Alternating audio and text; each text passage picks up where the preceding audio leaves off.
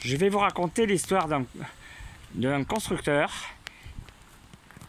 qui crée 3 villas dans une impasse commune. Il crée 3 villas les unes derrière les autres. Donc la première qu'il utilise toujours.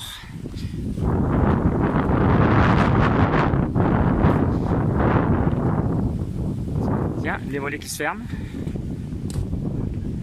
La deuxième au milieu que j'ai acheté en premier, avec un accès à mon garage avec un angle 90, donc il faut être champion du monde pour pouvoir y mettre une voiture tout de suite. Donc du coup il y a une seule place au fond pour les 2 villas, alors normalement il fallait une place extérieure pour chacune des villas. Il en a fait qu'une pour les 2, et il essaye, pour se mettre en conformité avec le PLU, de racheter cette place, d'enlever le petit mur du fond et de mettre une place l'une derrière l'autre, mais ce qui n'est absolument pas pratique. Il a essayé de me vendre cette place-là en échange de la place, de me vendre le deuxième garage, et avec une acheteuse potentielle, mais ça ne s'est pas concrétisé.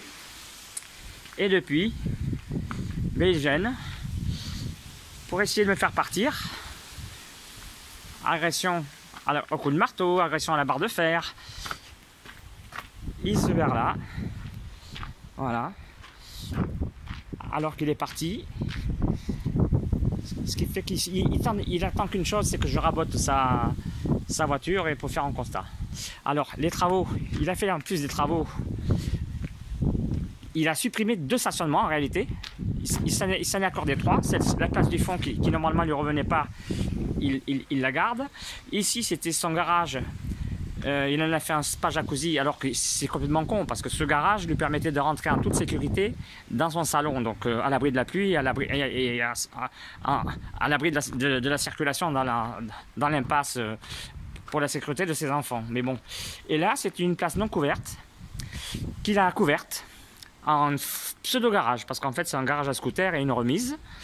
Bien sûr, sans autorisation.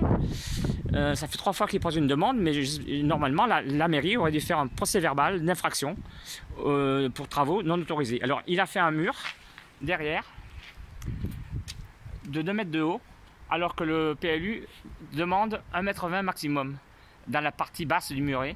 Et vous constaterez l'olivier qui dépasse largement les 2 mètres, à 50 cm de ma villa, et ce qui me fait de l'ombre. Et en plus, il se permet de tailler mes hippomées quand elles s'accrochent aux branches de son olivier qui dépasse.